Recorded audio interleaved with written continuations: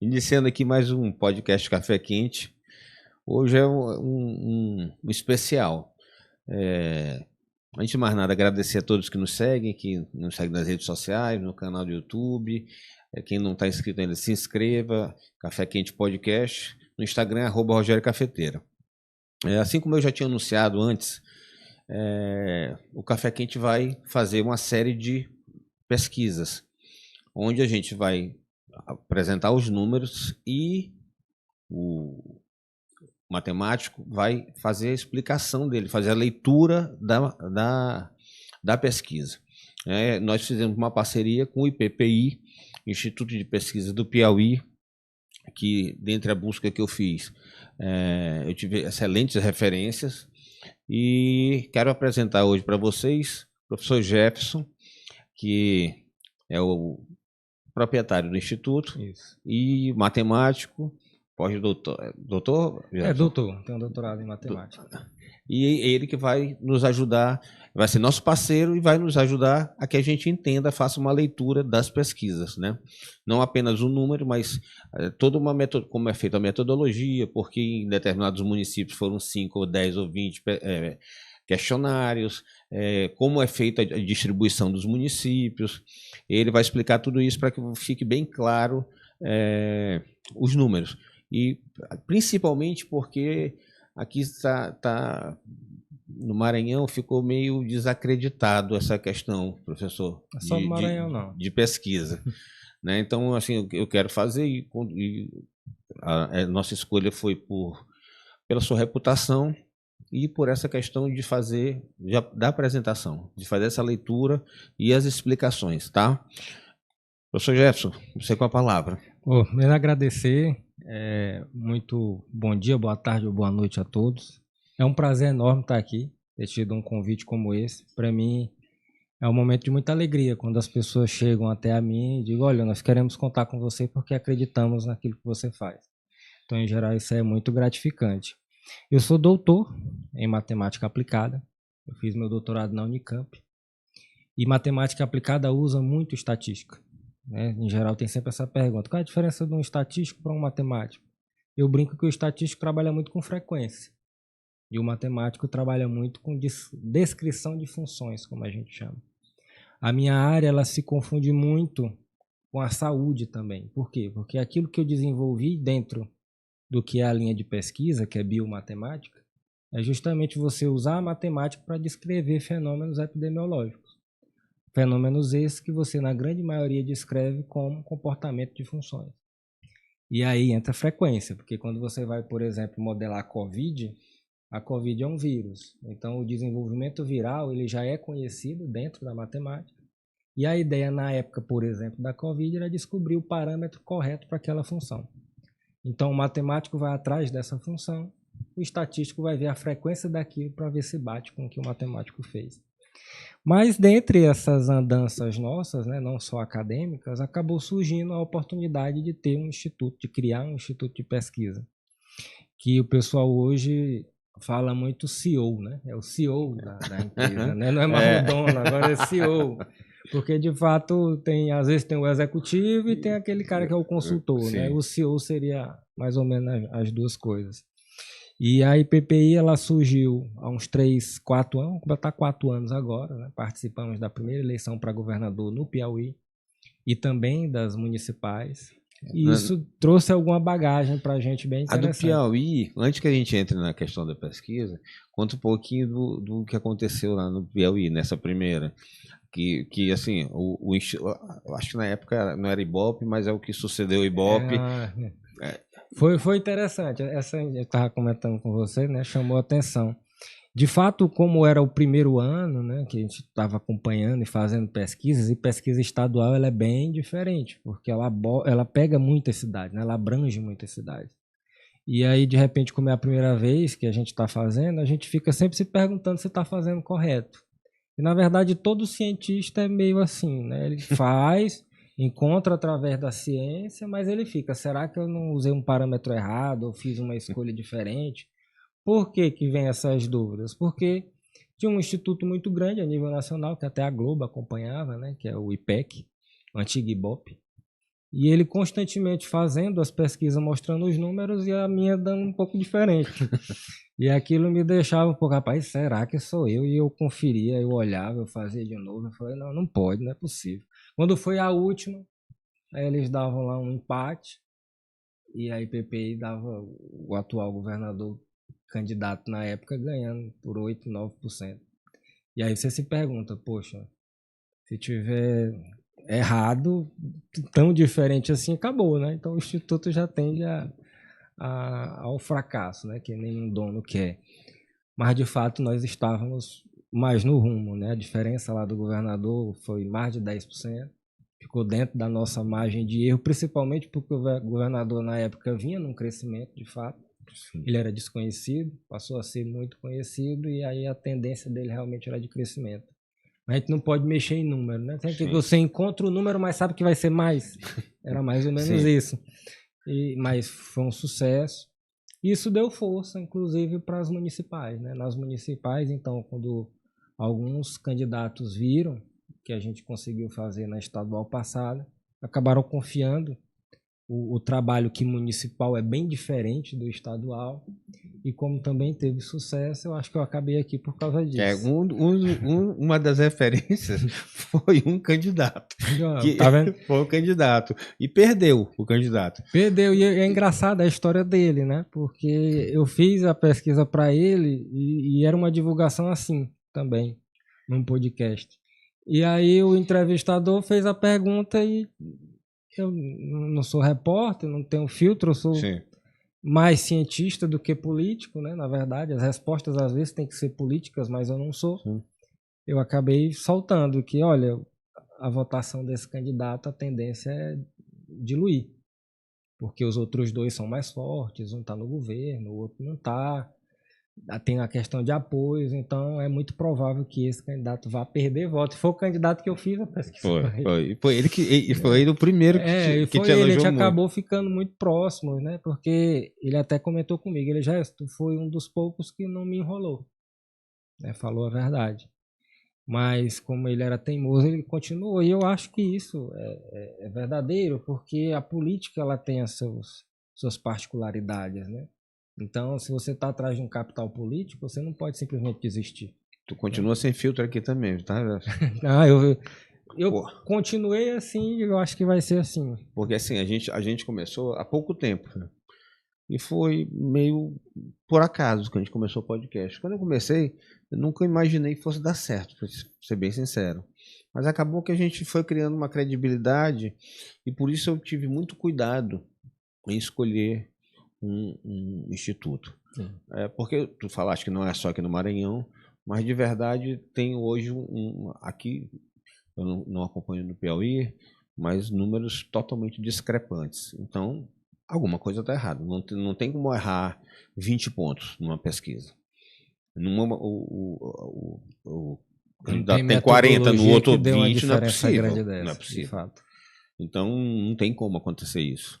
E aí eu queria primeiro te agradecer, porque, pessoal, a gente fez essa parceria e o professor Jefferson já tinha uma pesquisa feita aqui do Maranhão, que os dados foram coletados, para que fique bem claro, esses dados foram coletados do dia 7 ao dia 11 de maio. E teve fechamento dele no dia 14. No dia 14 foi divulgado. E ele veio para cá, nos cedeu essa pesquisa, onde vai ter todo o registro, tudo, e ela vai servir de balizador, que a gente vai ter uma que foi feita no início desse mês, e vamos ter uma no início do próximo. E aí vamos fazer um acompanhamento para ver como vai se dar essa dinâmica da política, né? Como os números vão oscilar. Vão se comportar, né? E aí o professor Gerson vai estar aqui em todos para explicar sobre essa pesquisa, a metodologia dela, por que são o número... A pesquisa foram feitas em 75 municípios. 76 municípios. Ele vai explicar para a gente por que esse número de 76. E explicar para a gente também como é feito essa base de cálculo. Tá? E podemos começar, né, professor Jefferson? Podemos sim. Então, nós sempre temos essa dinâmica em que, quando você vai divulgar, né, uma pesquisa, você precisa registrar no site do TSE. Essa pesquisa ela teve o registro aí, 04499/2026, com a divulgação no dia 14/5. Qual é a ideia? Em geral, o contratante, que inclusive foi a estação I, o Yeldson, que gentilmente cedeu para que a gente pudesse trabalhar aqui. Queria agradecer o Edson e inclusive Vai fazer uma visita já me lá, oferecer para visitar, para aprender com ele. É uma pessoa fantástica, certamente vai gostar muito Sim, de ter você lá. e mais uma vez, obrigado pela... Tô falando aqui por ele, mas eu acho que é isso mesmo. Então, tenho certeza. Tenho certeza que vai ser um prazer ele lhe receber lá. Não vai, é bom sempre aprender. Né? Então, quem define, na verdade, o tamanho da amostra, na maioria das vezes, é quem está contratando. Porque, lógico, quanto maior a amostra, mais caro sai o serviço, né? Então, definidos o tamanho da amostra, que foi 1.500 amostras aí, 1.500 entrevistas, a gente vai definir, então, quais as cidades a gente vai fazer essa pesquisa. Como é definido isso? A pergunta é, por que não faz todas as cidades? Porque se a gente for fazer todas as cidades, para ter essa amostra significativa, você vai ter que fazer 3.000 entrevistas, 4.000 entrevistas. E é financeiramente até inviável. Sim. Então, definidas as 1.500 entrevistas, a gente tem que pensar o quê? Quais cidades não devem ficar fora da pesquisa? O que a gente faz? Em geral, a gente determina. Nós vamos fixar 15 cidades, 20 cidades, das maiores, logicamente, Sim, com relação ao número de eleitores. No caso, nós fixamos essas 20 dentro dos 7 territórios de desenvolvimento do Maranhão. Essa é uma métrica que a gente definiu. sim. Então, em cima dos 7 territórios e fixados essas 20, a gente vai atrás de sortear as cidades dentro desses territórios de desenvolvimento e fazer com que, proporcionalmente, essas amostras combinadas cheguem no valor de 1.500. E, Jefferson, qual é a probabilidade de, nesse sorteio, dar errado? Dar azar e dar uma alteração de um número muito grande? Vamos imaginar assim, eu vejo muita pergunta no seguinte sentido. Mas quando eu olho numa pesquisa dessa, a cidade X, vamos supor, Caxias, Sim, dá diferente do que eu estou percebendo. Muitas das vezes isso vai acontecer. Na grande maioria das vezes, quando você olha uma cidade em específico, é muito capaz de acontecer. Por quê? Porque quando proporcionalmente você pega a quantidade de entrevistas, ela não seria uma quantidade suficiente para representar bem aquela amostra para Caxias. sim. Porque de repente eu vou estar dentro daquele universo de entrevistas, eu vou estar fazendo 32 em Caxias. 32 não tem como você dizer o que vai acontecer em Caxias. Porém, o erro que você comete ou o erro que aparece em Caxias, ele vai ser compensado provavelmente em outra cidade. O que garante isso? Aí é a estatística. Como funciona, por exemplo? O exemplo que eu dou que em geral as pessoas entendem. Você pode pegar uma moeda, joga a moeda, a chance de dar cara ou coroa, se a moeda não é viciada, né, a superfície onde está a moeda é 50%. De dar cara ou de dar coroa. Joga de novo. 50%. Joga de novo, 50%. Pode acontecer de em 5 lances você conseguir 5 caras ou 5 coroas. A próxima jogada continua 50%. Porém, quando você faz isso 1.000 vezes, 2.000 vezes, 3.000 vezes, a tendência é que você tenha uma divisão proporcional à probabilidade de cada uma das coisas acontecer, ou dos eventos, como a gente chama estatística. É a mesma história do dado. Você joga o dado, deu 2. Joga de novo, deu 2. Joga de novo, deu 2. Quer dizer que só vai dar 2? Não. Se você jogar 1 milhão de vezes, vai ser dividido por 6 ou vai ficar muito próximo disso, cada uma das faces. Então, a chance que você tem, que é grande, de errar em uma, você vai compensar em outra. Por isso que nós sorteamos uma quantidade interessante de cidades, no caso, 76. Por que não é mais ou por que não foi menos? Porque proporcionalmente tem que caber nas 1.500 que a gente vai fazer. Entendi. Entende? Então é mais ou menos assim que a gente faz. É isso que é o intervalo de confiança? Isso é o chamado intervalo de confiança. Você vai ter que tratar de uma maneira que seja equitativa para cada cidade, em termos proporcionais. Essa nossa aqui, qual a margem de... Qual é o intervalo de confiança dela é 95%. Ou seja, existe 5% de chance de acontecer de o erro em cada cidade, no final das contas, deu erro no total. Sim. Tem 95% de dar certo e 5% de ser errado. Qual é a nossa ideia aqui ao longo das próximas pesquisas? É que nós, usando essa mesma metodologia, até o dia das eleições, a gente vai encontrar um parâmetro correto. Porque não é possível que a gente vai fazer a coisa certa 5, 4 vezes e em todas elas vai dar errado. Sim. É muito pouco provável.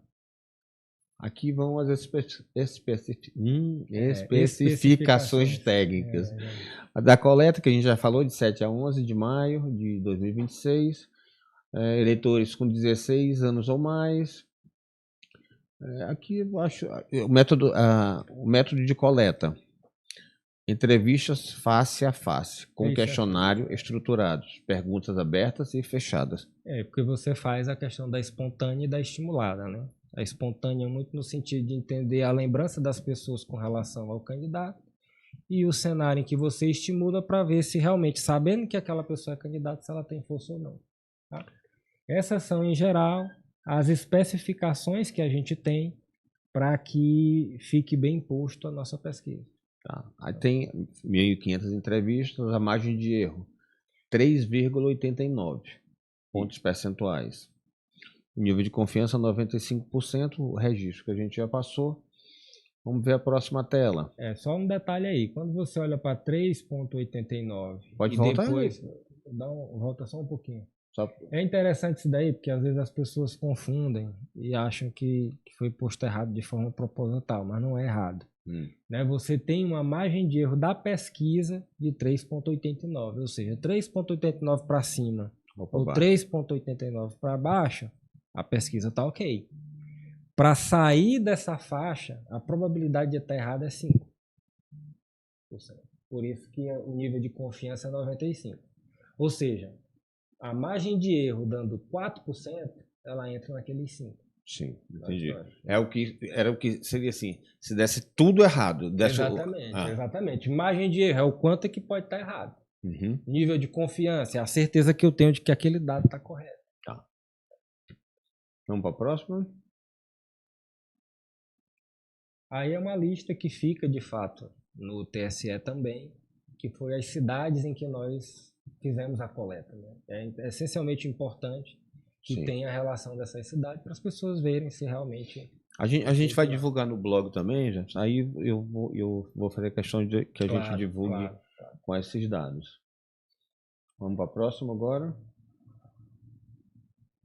Aí é mais uma repetição. Isso. Que pode passar. Aí é um negócio legal. Pode passar primeiro. Como é que é feito? Às vezes nós somos procurados ou somos indagados pelas redes sociais dizendo assim, mas aí fizeram só na cidade, não fizeram na zona rural. Ou fizeram mais na cidade, fizeram menos na zona rural. Logicamente, a gente vai fazer esse extrato de pesquisa proporcional à zona rural e urbana do estado do Maranhão. E, inclusive, em cada cidade também. Sim. Então, essa proporcionalidade ela tem que existir para que a gente consiga retratar bem, de fato, o cenário dentro do estado. Então, nesse caso, ficou urbana com 76,2%, rural 23,8%. Pronto, próximo. Entre homens e mulheres, você está com o feminino 52% quase, e masculino 48%, que é o Maranhão. Né? O Maranhão é assim. Piauí também, é 52, 48.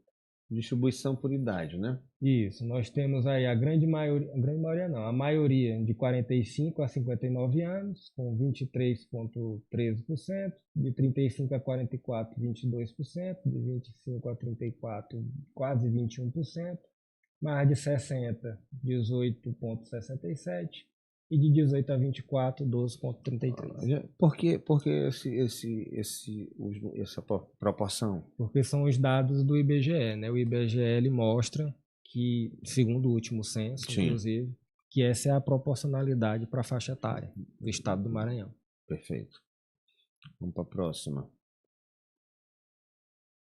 Aqui é o nível de escolaridade, né? Isso é importante, às vezes, para quem está contratando a pesquisa, ou para o candidato que tem acesso à pesquisa, ele saber onde é que ela é mais forte. Né? Eu sou mais forte entre os nível superior, ou Sim. entre os ensino médio. O que isso quer dizer?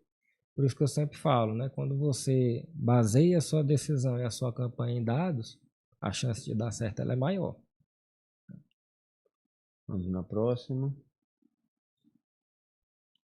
Renda, né? Renda também é extremamente importante. Você saber onde é que você é mais forte, principalmente nessa maior faixa aí, né? De 1 a 3 salários mínimos. Porque se você pega de 0 até 3 salários mínimos, no Maranhão é quase 80% da população. Então, o foco da campanha, se eu fosse candidato, era aí. Provavelmente. E a gente ainda incluía, às vezes eu incluo, não foi o caso do cliente pedir, mas eu gosto de botar agora religião.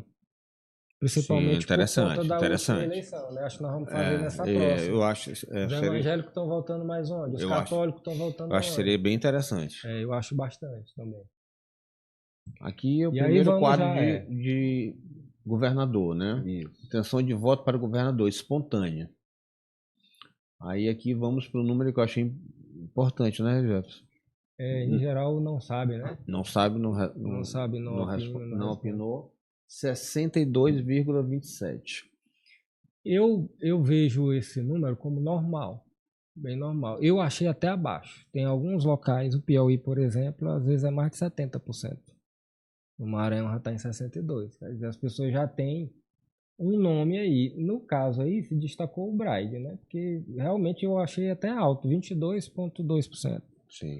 Isso quer dizer várias coisas. Uma delas é que as pessoas sabem que ele de fato é candidato, né? E não acho surpresa também, sempre aparece o atual governador, mesmo que ele não vá ser candidato. Sim, aí o segundo foi o Orleans Brandão, com 6,93%, 7%.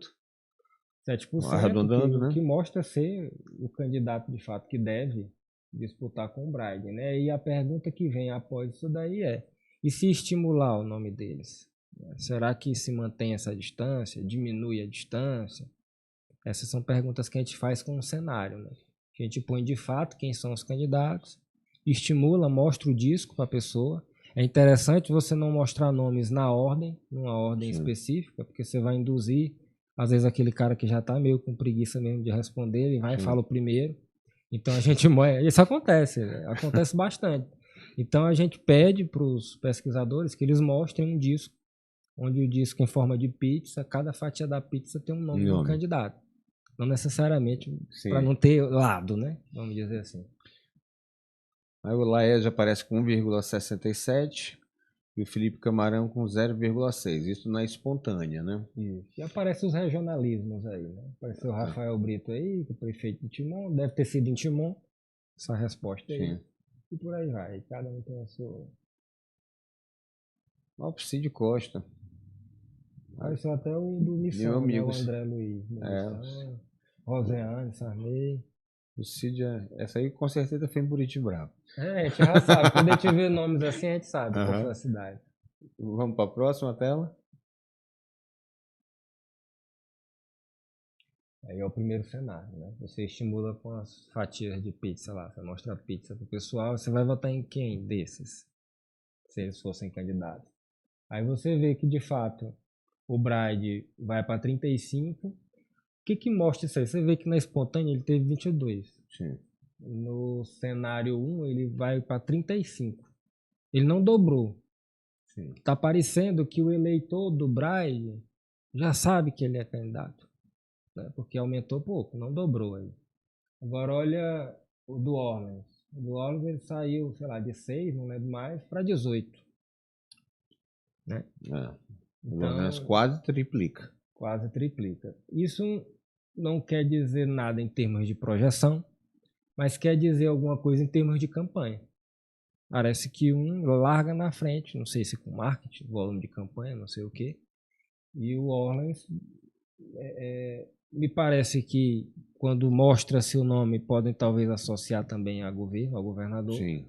E aí o nome dele sobe e vira, de fato, o candidato que vai competir aí com o Braide. Aí, entre os nomes, o Felipe Camarão é o terceiro, com 6,8, que também cresce muito. Sim. Porque na espontânea não tem nenhum. Exato. Ele não aparece. De repente, quando põe o nome dele, ele cresce. Tem um potencial de crescimento razoável também. Aí o Laésio Bonfim, com 5,53, ele aumenta quase 4 vezes. Um destaque aí, que eu dou, outro destaque que eu dou nesses números, é que se você somar aí o não sabe, não responde com nenhum branco nulo, pode decidir a eleição. Tem 30% aí. Sim. Para tentar convencer, apesar de que as abstenções elas são nessa faixa de 20%. Sim. Mas quando você fala que não sabe, não responde, esse cara é um potencial voto que pode ir para quem convencer. Né? Então, esses 20% é justamente a diferença aí dos dois primeiros. Vamos para outro cenário.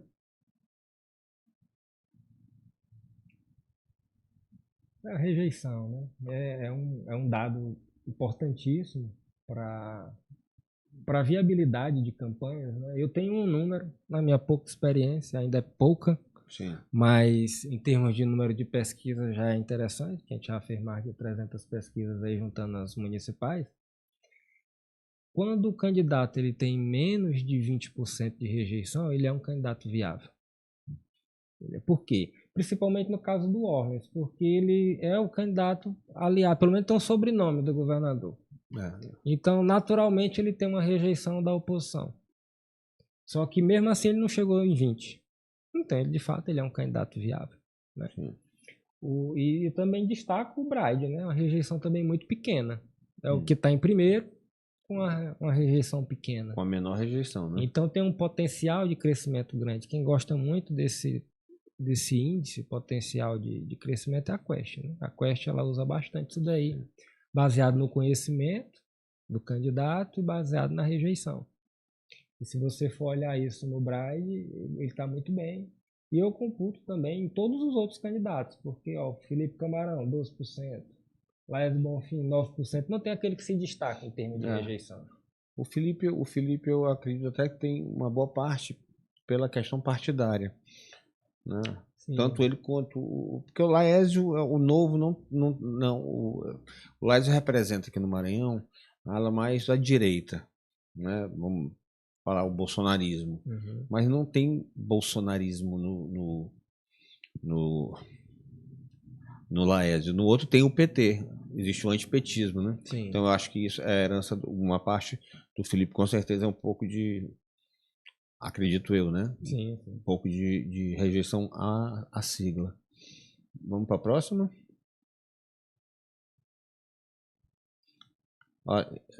Percepção de vitória. Isso aqui, já vou lhe contar. Meu tio já foi governador aqui, senador, prefeito, deputado. Eu lembro, tinha uma época que não sei a tua idade, tinha o Duda Mendonça, que ele era no Brasil, era o mago do marketing. E ele veio fazer uma pesquisa pra gente aqui. Eu nunca me esqueci disso. Intenção de voto do meu tio, mais de 60%. O segundo colocado, acho que não tinha nem 20%. Mas na hora que você botava percepção de vitória, invertia. Por quê? Porque meu tio era oposição. E aqui a tradição era que o governo sempre ganhava. Sempre ganhava. Então, o que o eleitor tinha a percepção naquela época? Ah, tá na frente, vou votar, mas ele não ganha não, porque o governo sempre ganha. Então, eu achei interessante essa... É interessante mesmo, muito inclusive, porque 40% ele é um índice muito interessante para quem tem 35% dos votos. Então tem gente que vai votar em outro ou não sabe, não opina, e mesmo assim tá achando que é ele que vai ganhar. Isso é um número interessante. Orleans 24, só volta ali pra gente completar. Não sabe, não respondeu 23. Aí o Felipe vem com 5,67. É os votos dele, né? Parece que bateu, tá igualzinho. Verdade, igualzinho. É. E o Laércio Bonfim com 2,13. Agora a gente pode ir para a próxima. Esse é um tipo de pergunta que ele serve muito também para balizar candidato e para a gente entender de fato, ou tentar entender o porquê de alguns votos, o porquê de algumas situações. Quando a gente pergunta o que o eleitor espera do próximo governador ou do candidato, né? O que eu quero dele. você percebe aí que é mudança. Porque mudar totalmente a forma de governar, 40%. É os votos do Braide mais alguma coisa. Então não é só o voto do Braide. Sim. Né? E que mude bastante, mantendo algumas ações. Ou seja, só nesse processo de mudança aí, você tem 66%, 67%. Isso aí já é ruim para quem representa governo, por exemplo. Né? Continue com alguns ajustes, né? 14%. Continue do mesmo jeito 10% e não sabe, não opina 7%. Então, o nome disso daí é mudança. O que o eleitorado espera, né? O que o eleitorado espera é mudança. Então, para a próxima. Aí era um slide com votos válidos. Isso é muito para você entender, assim, por exemplo, 35% dos que responderam Braille. Mas se você tira o não sabe, não opina e os nulos e brancos, que é o que de fato computa na urna, né? Você teria o Braille com 50,8%. Se fosse hoje, ele, na época que foi feita a pesquisa, e a pesquisa tivesse correta, ele estava eleito no primeiro turno com um pedacinho aí, com 0,8%. Aqui eu acho que já tiveram mais duas últimas, assim, foi bem pertinho. Foi coisa de, eu acho que 2%. Pois está desse jeito. O Orlen sai de 19 para 27, o Laércio sobe para 7,9, Felipe para 9,7 e tem os outros aí, né? Newton 0,9 e André Luiz 3. Vamos para a próxima. Acho que era isso aí. É isso, pessoal. Jefferson, então, vamos agora fazer esse trabalho juntos. Eu queria te agradecer muito a tua participação e a tua explicação, né? E a gente vamos divulgar hoje, e já ficou bem claro a data da pesquisa. É interessante porque, e agradecer mais uma vez a gentileza do Yeldson de ceder esse material para nós, a pesquisa, para divulgarmos aqui, e já vai servir de balizador para a próxima.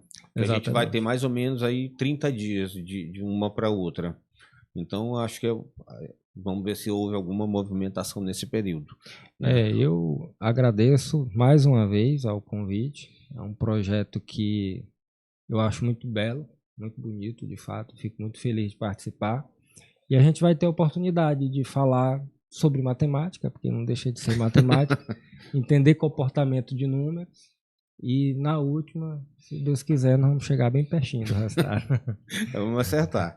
Porque eu te falei que a gente começou aqui sem grandes pretensões, mas uma coisa que tem marcado a gente é a questão da credibilidade. Sim. Então, por isso, meu cuidado é escolher um instituto, um parceiro, porque aqui, já para teres uma ideia, se algumas pessoas se sabem que o instituto foi contratado por alguém, por X, vão emissários no instituto para oferecer dinheiro para que essa pesquisa, essa informação quando for entregue para o contratante, já esteja manipulado. Nossa. Então, assim, por isso Mas isso acontece também no Piauí. Posso te não dizer é só que não, né? Eu já tive esse convite ruim. Não aceitei. Sim. Mas eu sei que outros também já tiveram. Aí já não sei se aceitaram. Parece que aceitaram. Mas não posso dizer que sim. Sim. Né? Não é uma prática só Maranhão. É uma prática, pelo menos Maranhão-Piauí. Porque eu acho que o pessoal usa muito. Eu confio muito. Eu acredito mais nas pesquisas aqui, as que eu olho, que são de amigos, por isso fazem para consumo interno. Porque só se infelizmente parece que dá até assim, tem gente que gosta de se enganar. Eu compro uma coisa, sei que não é verdadeira, mas eu passo a acreditar naquilo. Mas eu gosto mais dessa. Eu gosto muito. Na verdade, eu gosto mais quando eu sou contratado para o interno. Porque a gente tem a abertura de estudar outras situações. Sim. Porque se você tentar mostrar algumas situações registrando, você tem que ser fiel àquilo que você está se propondo a perguntar. Sim. Então, você não pode nem ajudar estratégia ou marketing fazendo alguma modificação da pergunta. E no caso, como a gente vai registrar todas, tem que ser exatamente aquilo que a gente está encontrando. Então, eu prefiro muito fazer de consumo interno. Gosto muito. Quando me chamam, eu falo assim, nós estamos juntos. Quiser registrar, a gente registra, mas as outras aqui vamos deixar aqui para consumo interno, que é mais interessante. Tá bom, Jefferson. Foi um prazer. E se Deus quiser, a gente vai ter um trabalho exitoso. Vamos sim, vai dar certo. Tá? Valeu. Tamo junto. Irmão, tamo junto. Pessoal, até a próxima. A pesquisa vai ser divulgada no nosso blog também, Café Quente Notícias. E periodicamente nós vamos ter, mais ou menos a cada 30 dias, uma pesquisa nova para a gente ir apresentando para vocês. Muito obrigado e até a próxima.